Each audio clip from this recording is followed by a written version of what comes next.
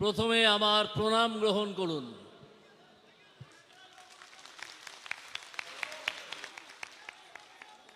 পঁচিশ তারিখ কি করতে হবে তা আপনারা সবাই জানেন। আমি এসেছি বিজেপির প্রার্থী হিসেবে ভোট প্রার্থনা করতে আপনাদের কাছে। এই ভোটে আমি আশা করব আপনারা সকলে পদ্মফুল চিহ্নে ছাপ দিয়ে 1 নম্বর বোতাম টিপে বিজেপি প্রার্থীকে ভোট দেবেন। কে ভোটে দাঁড়ালো সেটা বড় কথা নয়, একজনকে দাঁড়াতেই হয়। আসল কথা হচ্ছে পদ্মফুল প্রতীকে ভোট পড়লো কি পড়লো না। আমরা মোদিজিকে 400 আসন উপহারের দিকে এক পায়ে এগোলাম কি এগোলাম না, এই হচ্ছে আসল কথা। এই করতে গিয়ে আমরা এর মধ্যেই বুঝতে পেরেছি যে এই তমলুক লোকসভা কেন্দ্র তৃণমূলকে প্রায় প্রত্যাখ্যানই করে বসেছে, যে কারণে তারা ভীত, তারা সন্ত্রস্ত।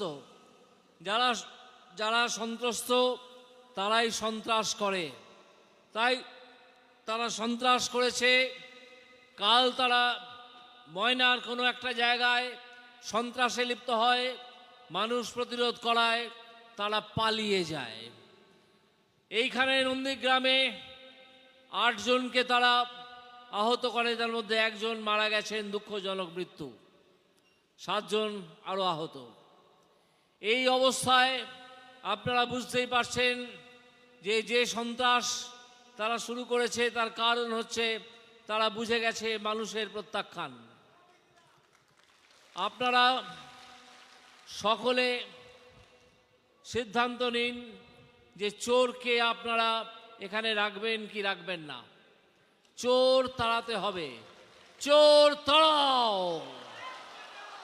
চোর ধরো। আমি আর বিশেষ কিছু বলবো না।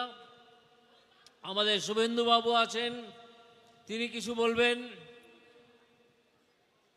আমার প্রচার প্রায় শেষ, 4টে, 4:30, 5টার মধ্যে শেষ করতে হবে, আরও 1-2 জায়গায় যেতে হবে। আমি তাই মাইক আমাদের সভাপতির হাতে তুলে দিচ্ছি। ধন্যবাদ আমাদের প্রার্থী অভিজিৎ গঙ্গোপাধ্যায় মহোদয়কে।